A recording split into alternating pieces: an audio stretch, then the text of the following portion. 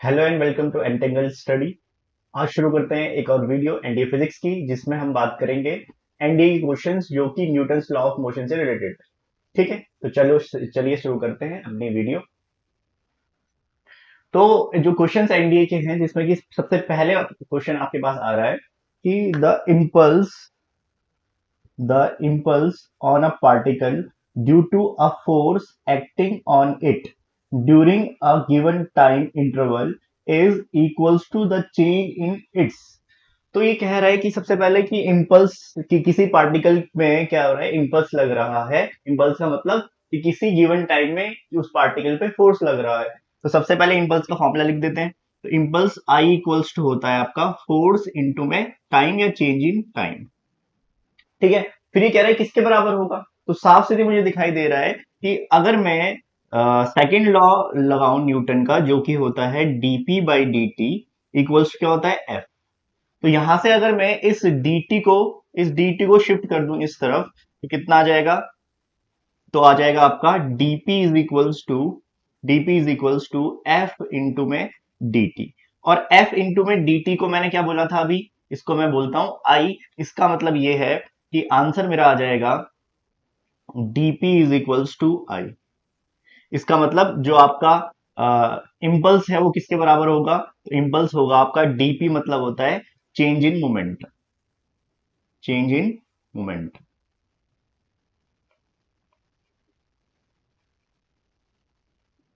ठीक है, तो चेंज इन मोमेंटम के बराबर कौन हो गया आपका, जो आपका इम्पल्स है। ठीक है, तो यानी ऑप्शन बी मेरा करेक्ट हो गया। चलते हैं आगे अगले क्वेश्चन की तरफ। नेक्स्ट क्वेश्चन में कह रहा है the SI unit of force newtons. ठीक है, अब is given by where M stands for metre, S stands for second. तो ये कह रहा है कि आपको एसआई यूनिट में ही बताना है, और ये बताना है कि इनमें से जो गिवन रिलेशन है कौन सा वाला सही होगा। तो यहां पर आप क्या कर सकते हैं, easily F equal to M A वाला फॉर्मूला यूज कर लें। F equal to M A. अगर मैं बात करूं एफ की, तो एफ का फॉर्मूला क्या, मतलब एफ की जो यूनिट होती है वो होती है 1 न्यूटन। जो आपका एम है उसकी होती है 1 kg। और जो आपका ए है इसकी होती है मीटर पर सेकेंड स्क्वायर। इसका मतलब रिलेशन हो जाएगा 1 newton equal to 1 kg। 1 kg metre पर सेकेंड स्क्वायर। ठीक है, ये आपका फाइनल रिलेशन हो जाएगा। तो यानी कौन सा ऑप्शन सही हो जाएगा यहां से, तो ऑप्शन आपका बी करेक्ट हो जाएगा यहां से। ठीक है, 1 newton equal to 1 kg metre पर सेकेंड स्क्वायर। चलते हैं आगे अगले क्वेश्चन की तरफ। नेक्स्ट क्वेश्चन में ये कह रहा है कि आपके पास एक फोर्स दिया हुआ है वेक्टर फॉर्म में, 6i cap minus 8j cap plus 10k cap. और कह रहा है and accelerates in it 1 metre पर सेकेंड स्क्वायर। यानी एक्सेलरेशन गिवन है 1 मीटर पर सेकेंड स्क्वायर, और ये बोल रहा है कि मास फाइंड करो। तो इजीली मुझे समझ में आ रहा है कि यहां से मैं रिलेशन लगा सकता हूं F equal to M A. But मेरा जो एफ दिया है वो वेक्टर फॉर्म में दिया है। इजीली एम यहां से निकाल सकता हूं कि एम कितना हो जाएगा मेरे यहाँ पर, तो दिख रहा होगा एम हो जाएगा एफ बाई ए। बट पहले मुझे क्या करना पड़ेगा, जो मेरा वेक्टर फॉर्म में गिवन है उसको स्केलर फॉर्म में निकालना पड़ेगा। यानी इस वेक्टर का मुझे क्या निकालना पड़ेगा, मैग्नीट्यूड फाइंड करना पड़ेगा। अब मैग्नीट्यूड कैसे फाइंड करते हैं, तो कभी भी किसी वेक्टर का मैग्नीट्यूड फाइंड करना है तो सबसे पहले मैग्नीट्यूड को ऐसे लिखा जाता है। ठीक है, और सबसे पहले आप क्या बनाए, अंडर रूट। और अंडर रूट के अंदर में जो आई का कोफिशिएंट है, आई का कोफिशिएंट कितना है यहाँ पर, तो आपने कहा 6। तो 6 का स्क्वायर कर दो प्लस जे का जो कोफिशिएंट है, जे का कोफिशिएंट कितना है 8 या फिर -8। इसका होल स्क्वायर कर दो प्लस जो आपका के है वो उसका कोफिशिएंट, मतलब के का कोफिशिएंट कितना है 10। यानी 10 का होल स्क्वायर कर दो। तो आंसर कितना आएगा यहां से, तो आंसर आ जाएगा आपका F equal to under root, कितना आ जाएगा ये 64, सॉरी 36।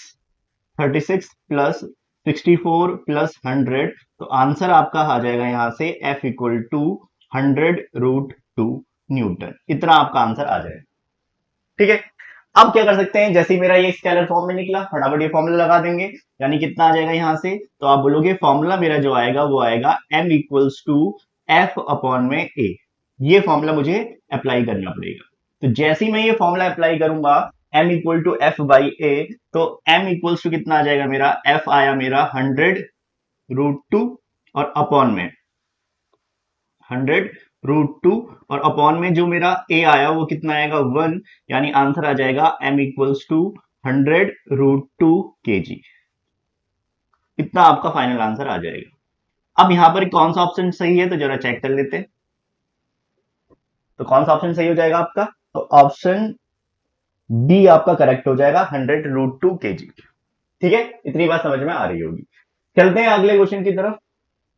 नेक्स्ट क्वेश्चन आपके पास दिया हुआ है, तो two forces, one of 3 newton and another of 4 newton are applied on a standard 1 kg body. यानी कह रहा है कि आपके पास दो फोर्सेस हैं जो अप्लाई हो रहे हैं, एक स्टैंडर्ड बॉडी है 1 kg की। तो 1 kg की बॉडी में दो चीज अप्लाई हो रही है, दो फोर्स अप्लाई हो रहे हैं, एक 3 न्यूटन का और एक 4 न्यूटन का।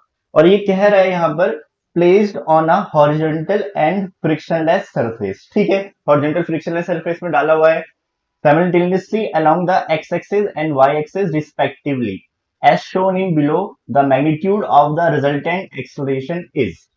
तो अब जरा देखना है यहाँ पर कि जो ये दिया हुआ है यहाँ पर डायग्राम, इस डायग्राम में आपके पास दो फोर्स दिए हुए हैं, एक दिया हुआ वाई एक्सिस के अलोंग और एक दिया है एक्स एक्सिस के अलोंग। जो एक्स एक्सिस के अलोंग दिया है वो 3 न्यूटन है, वाई एक्सिस के अलोंग जो दिया है वो कितना है 4 न्यूटन। तो कभी भी याद रखना, कभी भी अगर दो वेक्टर 90 डिग्री पे हो, यहां पर लिख लेते हैं इसको,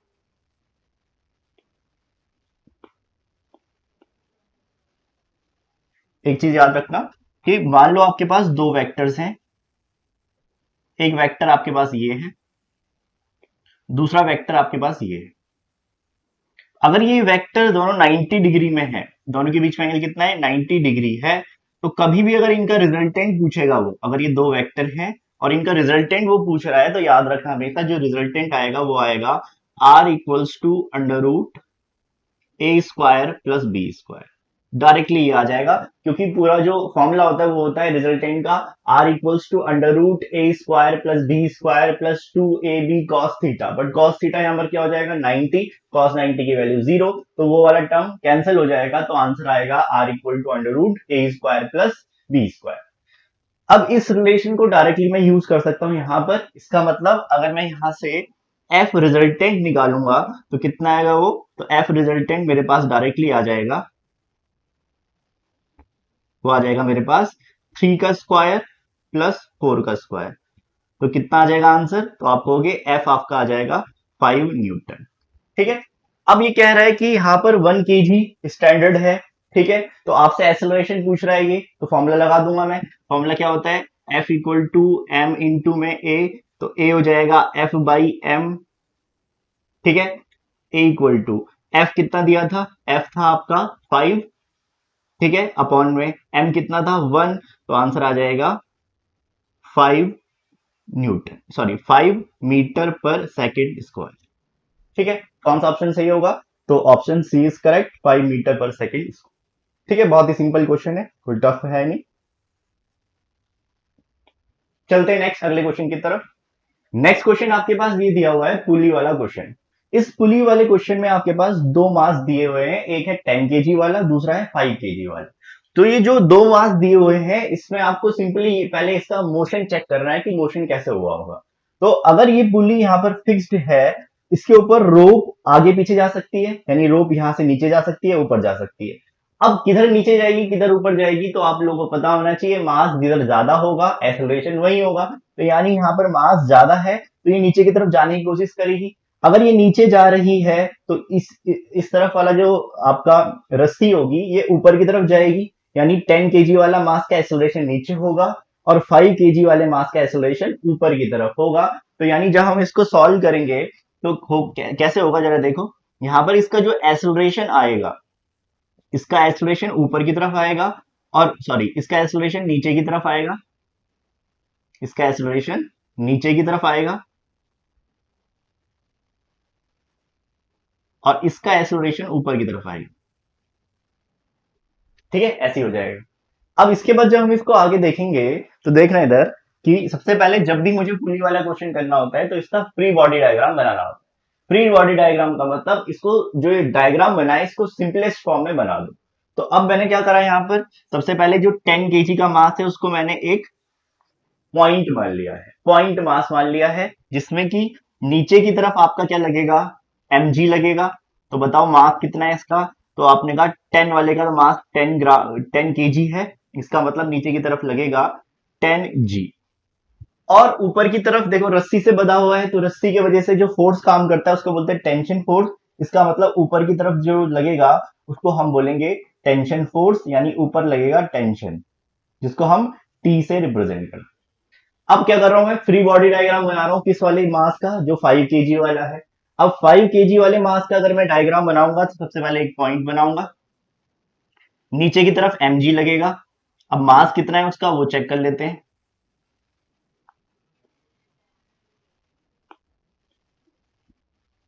हाँ, तो इसका मास कितना हो जाएगा, तो आपने कहा ये हो जाएगा 5 ग्राम। ऊपर की तरफ टेंशन की वजह से लगेगा टी, टी यहां लग जाएगा, यहां लिख देंगे टी। ठीक है। अब जब इस क्वेश्चन को सॉल्व करना है तो आपको करना क्या है, एक फॉर्मूला यूज करना है, और वो फॉर्मूला ये है एफ नेट। सबसे पहले आपको क्या निकालना है, एफ नेट। तो एफ नेट किसके बराबर होगा, वो बराबर होगा एम इंटू ए के बराबर। दोबारा सुन लो कैसे करना है इसको। इस क्वेश्चन को करने के लिए सबसे पहले आपको फॉर्मूला लगाना है F net equals to M into A. अब क्या करना है, सबसे पहले आपको एफ नेट निकालना है। अब फोर्स कैसी क्वांटिटी है, तो वेक्टर क्वांटिटी, डायरेक्शन का फर्क पड़ेगा। अब डायरेक्शन का फर्क कैसे पड़ेगा, अगर कोई दो वेक्टर सेम डायरेक्शन में है तो डायरेक्टली ऐड कर दो, अगर दो वेक्टर अपोजिट डायरेक्शन में तो डायरेक्टली उनको माइनस कर दो। तो यहां पर जो ये दो वेक्टर है, एक तो टेंशन भी फोर्स है, mg भी फोर्स है, दोनों की डायरेक्शन क्या है, अपोजिट, दोनों को माइनस कर दो, तो यहां से इक्वेशन बन जाएगी। दूसरी इक्वेशन मैं यहां से बना सकता हूं, टेंशन और जो 5g है इनकी डायरेक्शन क्या है, अपोजिट है। ठीक है, तो यहां से ये क्या निकल जाएगा, एफ नेट, और इसको मैं बराबर कर दूंगा किसके, एम ए के बराबर। अब जब मैं सबसे पहले ये वाला मास ले रहा हूं तो इसके लिए मैं कैसे करूंगा, जरा देखना आराम से। सबसे पहले मैं इसके लिए इक्वेशन लिख रहा हूं T माइनस एम जी। क्यों लिखा मैंने, क्योंकि दोनों की डायरेक्शन क्या है, अपोजिट है, यानी दोनों माइनस होंगे। Equals to M A, M कितना है, तो आपने कहा एम तो मेरा दिया हुआ है यहां पर 10, और जो आपका ए है वो तो ए ही होगा कि एक्सलेरेशन तो निकालना है मुझे। ठीक है।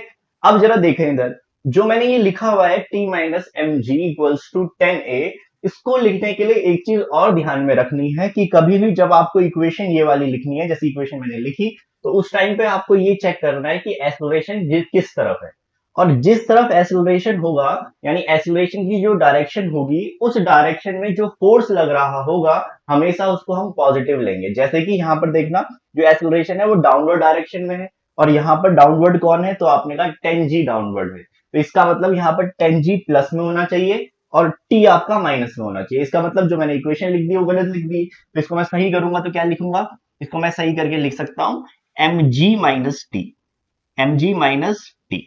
अब m कितना था, तो आपने कहा m तो था 10, यानी 10g minus T equal to कितना आ गया आपका 10a। पहली इक्वेशन आपकी बन गई। सेकेंड इक्वेशन भी ऐसी बनानी है सेम। अब इक्वेशन यहां से बनाऊंगा मैं, बट चेक करना है दोबारा वही कॉन्सेप्ट कि ए जिस डायरेक्शन में होगा उस डायरेक्शन का जो फोर्स होगा उसको पॉजिटिव लूंगा। इस टाइम पे ए आपका ऊपर की तरफ है और ऊपर कौन है, टी, इसका मतलब यहाँ पर टी पॉजिटिव होगा, और जो आपका 5g है वो क्या होगा, नेगेटिव होगा। तो जैसे हम इसको करेंगे तो कितना आंसर आएगा, तो जो आंसर आपका आएगा वो आ जाएगा t minus 5g is equals to 5a। ये हो गई आपकी सेकेंड इक्वेशन। जैसे ही आप इन दो इक्वेशन को सॉल्व करेंगे, तो जैसे ही सॉल्व करेंगे आप, आंसर कितना आएगा, तो t से t कैंसिल और आंसर आएगा 5g इक्वल्स टू 15a। तो आंसर आपका आ जाएगा यहां से a equals to 5g upon 15, इसका मतलब a की वैल्यू आ जाएगी 3 मीटर पर सेकेंड स्क्वायर। क्योंकि आपको यहां से एक्सेलरेशन पूछ रहा था, तो एक्सेलरेशन कितना आ जाएगा, 3, सॉरी एक्सेलरेशन कितना आ जाएगा यहाँ पर, एक्सेलरेशन आपका आ जाएगा यहाँ पर g/3 मीटर पर सेकेंड स्क्वायर।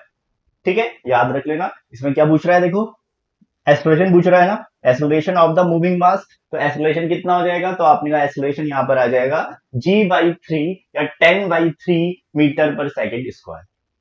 ठीक है, तो इस टाइप का जो पुली वाला क्वेश्चन है, ये क्वेश्चन बहुत ज्यादा अभी तक एनटीए में पूछे नहीं है, बट कुछ कुछ क्वेश्चन अब आना शुरू हो रहे हैं जो आपको पता होने चाहिए। जिसमें कि पहला क्वेश्चन ये आपको दिख रहा था, बहुत ही सिंपल क्वेश्चन है, बहुत ज्यादा टफ नहीं है। इस क्वेश्चन में सिंपली आपको ध्यान रखना है दो चीजों के बारे में, फ्री बॉडी डायग्राम कैसे बनाना है, साथ साथ आपको ये ध्यान रखना है यहाँ पर कि जब इक्वेशन बनेगी तो जी जिस डायरेक्शन में होगा, जैसे जी यहाँ पर नीचे की तरफ था, तो जी जिस डायरेक्शन में होगा उस डायरेक्शन का फोर्स प्लस में आएगा और उसके अपोजिट डायरेक्शन वाला जो फोर्स होगा उसको हम माइनस में लेंगे। बस इतनी बात अगर आपको पता है तो इजीली हम यहाँ से क्वेश्चन को सॉल्व कर पाएंगे। और इसका आंसर कितना आया, G/3 मीटर पर सेकेंड स्क्वायर। ठीक है, चलते हैं आगे।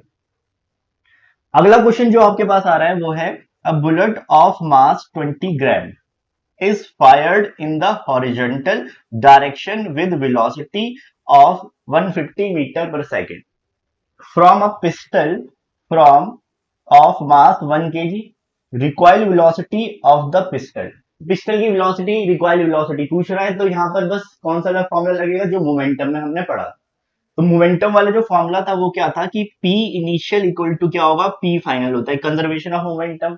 और याद हमको ये भी पता था कि P इनिशियल क्या होता था आपका, जीरो, जब तक रेस्ट पे थी तब तक जीरो मानते हैं हम।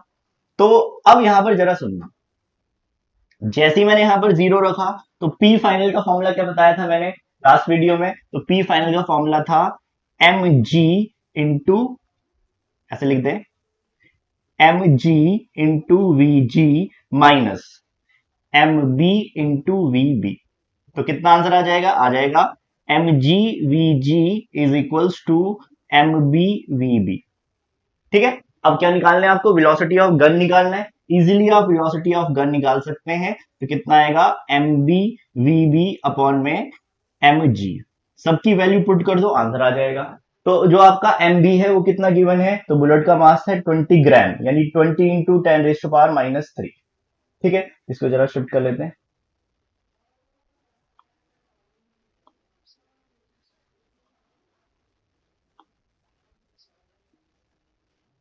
एक बार इसको मिटा ही देते, जो आंसर आएगा आपका Vg इक्वल्स टू आ जाएगा MB VB MB VB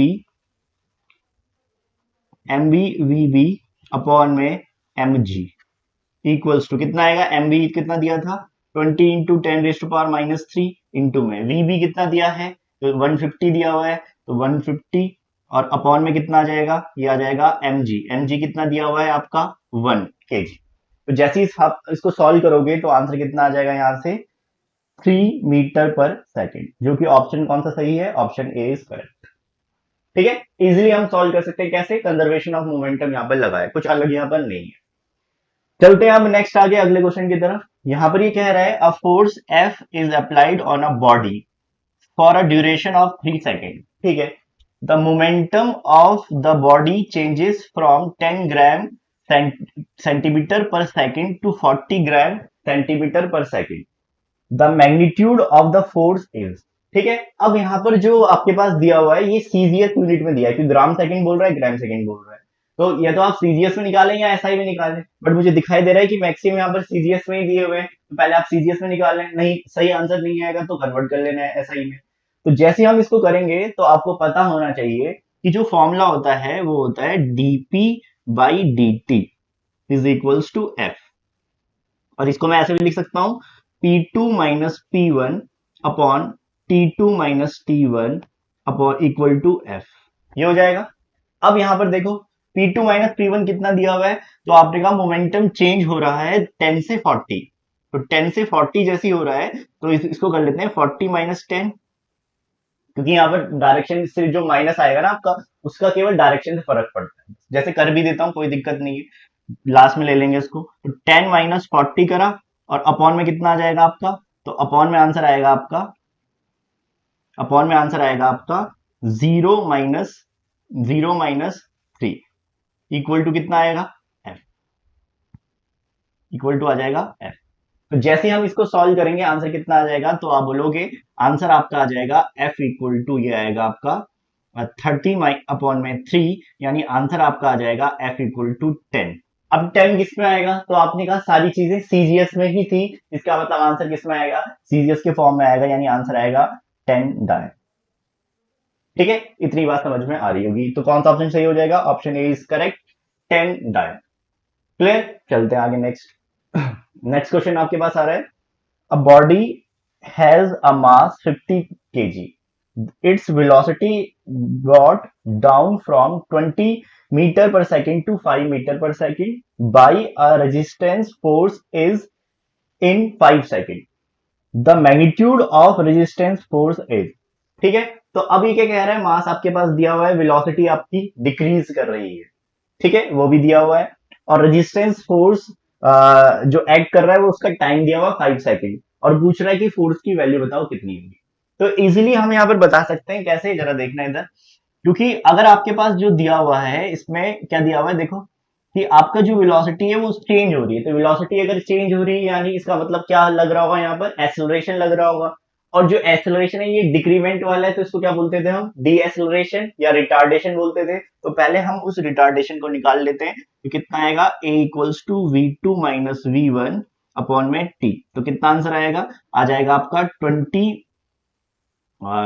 minus, sorry 5 minus 20 upon में कितना आएगा आपका 5, तो आंसर आपका आ जाएगा माइनस का 3 मीटर पर सेकेंड स्क्वायर। अब माइनस का क्या मतलब है कि रिटार्डेशन हो रहा है, ठीक है, बाकी माइनस साइन का कोई मतलब नहीं। अब यहां से आप इजीली कैसे निकाल सकते हो, क्योंकि आपको पता है फॉर्मूला होता है F equal to M A. अब आपको क्या निकालना था यहाँ पर F, तो F इक्वल टू कितना आ जाएगा, M दिया हुआ है 50, 50 इंटू ए दिया है 3, तो आंसर कितना आ जाएगा 150 न्यूटन। तो कौन सा ऑप्शन सही हो जाएगा, ऑप्शन बी इज करेक्ट। ठीक है, चलते हैं आगे नेक्स्ट। अगला क्वेश्चन आपका थ्योरी वाला क्वेश्चन है, इसमें कह रहा है the friction force is self existing force. ठीक है, बिल्कुल सही है। Is a non conservative force, बिल्कुल सही है, अभी आपने पढ़ा नहीं कंजर्वेटिव नॉन कंजर्वेटिव, इसको आप अगले चैप्टर में पढ़ेंगे। टाइप्स ऑफ फोर्स में, टाइप्स ऑफ फोर्स दो टाइप के होते हैं, कंजर्वेटिव और नॉन कंजर्वेटिव, बट अभी के लिए याद रखना कि जो फ्रिक्शन फोर्स होता है वो कैसा होता है, नॉन कंजर्वेटिव, और इज द नेसेसरी इविल, तो बिल्कुल सही बात है। तो यहाँ पर तीनों ऑप्शन एकदम सही है, क्योंकि जो आपका फ्रिक्शन है वो हमेशा आता ही है जब मोशन होता ही है, जहां पर दो सरफेस कांटेक्ट में होंगे हमेशा फ्रिक्शन कुछ ना कुछ आएगा ही आएगा। दूसरी चीज कह रहा है कि नॉन कंजर्वेटिव है, बिल्कुल सही है, और तीसरी चीज है कि जो सेल्फ एडजस्टिंग है, अपने आप को एडजस्ट करता है, बिल्कुल सही है, देखा हुआ है हमने। इसका मतलब है कि all of the above, option D is correct. ठीक है, चलते हैं आगे नेक्स्ट। अगला आपके पास है Newton's law of motion do not hold good for objects. ये न्यूटन और लॉ ऑफ मोशन कहां पर नहीं लग सकते, या अच्छे तरीके से कहां पर नहीं लगेंगे, तो पहला ऑप्शन है एट रेस्ट, दूसरा है मूविंग, पहला है एट रेस्ट, दूसरा है मूविंग स्लोली, तीसरा है मूविंग विद हाई वेलोसिटी, और चौथा है आपका moving with velocity comparable to velocity of light. बिल्कुल सही, यानी ऑप्शन डी इज करेक्ट। बताया भी था आप लोगों को कि जब ऑप्शन आपका जो कोई भी ऑब्जेक्ट अगर लाइट की स्पीड से मूव कर रहा होगा, तो वहां पर आपका जो न्यूटन लॉ ऑफ मोशन है उतना अच्छे तरीके से काम नहीं करेगा। ठीक है, यानी कोई भी ऑब्जेक्ट लाइट के बराबर स्पीड से अगर मूव कर रहा होगा, तो वहां पर न्यूटन लॉ मोशन वैलिड तो है, पर लगाने में कुछ ना कुछ वहां पर प्रॉब्लम आपको आई। चलते हैं आगे नेक्स्ट। अगला आपके पास है a bullet of mass 10 gram is fired with a velocity of 20 metre पर सेकेंड। ठीक है, from a gun of mass 2 kg, find the required velocity of the gun. तो इजीली वही वाले फॉर्मूले से लगा सकते हैं। कौन सा फॉर्मूला था वो था formula M B V B equals to M G V G. तो यहां से क्या निकालना है, रिकॉइल ऑफ गन, तो वीजी आपका कितना हो जाएगा, यहां से ये हो जाएगा M B V B upon में एम जी, तो आंसर कितना आ जाएगा, वीजी इक्वल टू जो आंसर आएगा वो आएगा आपका 10 इंटू में 20 अपॉन में 2, तो आंसर कितना आ जाएगा यहाँ से, तो आंसर आपका आ जाएगा यहाँ पर, क्योंकि अच्छा ये ग्राम में दिया हुआ है, ये गलती मत करना, ये जो आपका मास दिया हुआ है बुलेट का वो ग्राम में दिया है, यानी -3, और इंटू में कितना आ जाएगा 220। ठीक है, तो सॉल्व करेंगे हम इसको, तो आंसर कितना आ जाएगा यहाँ से, तो आंसर आपका आ जाएगा यहाँ से, इससे ये कैंसिल, और ये आ जाएगा आपका 100, यानी 10⁻⁻1, जिसको हम लिख सकते हैं Vg इक्वल्स टू 0.1। ठीक है, अब 0.1 कौन सा ऑप्शन सही है, तो ऑप्शन सी इज करेक्ट।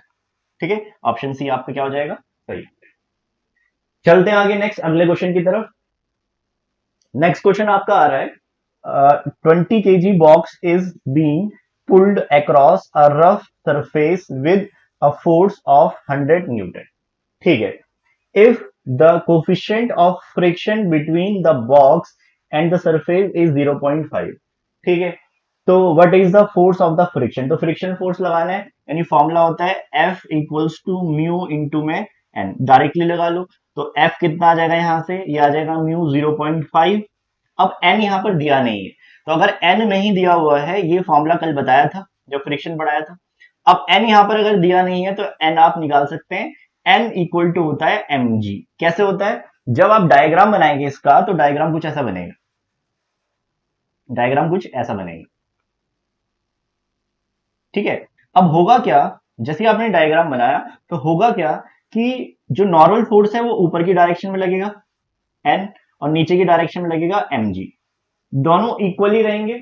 ठीक है, जिससे कि ये बैलेंस कंडीशन में रहे, तो n equal to M G आ जाएगा। तो यहां से आप क्या निकाल सकते हैं, n, तो m की वैल्यू कितनी गिवन है 20 इंटू में जो आपके पास g दिया है वो मान लो 10 होगा, तो आंसर कितना आएगा 200। ठीक है, तो n की वैल्यू पुट कर दो इंटू में 200, तो आंसर कितना आएगा, यहां से ये आ जाएगा 10,000, सॉरी 1000, क्योंकि पॉइंट है तो आंसर आ जाएगा आपका 1000, 100। हाँ, तो आंसर आपका आ जाएगा 100 न्यूटन। ठीक है, कोई दिक्कत तो होनी नहीं चाहिए। अब चलते हैं आगे नेक्स्ट।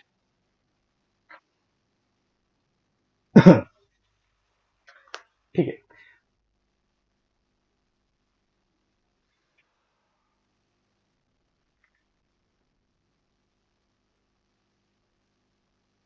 तो इस वीडियो में हमने न्यूटन्स लॉ ऑफ मोशन से रिलेटेड जितने भी क्वेश्चन एनडीए से रिलेटेड थे वो सारे यहां पर कवर कर लिए थे।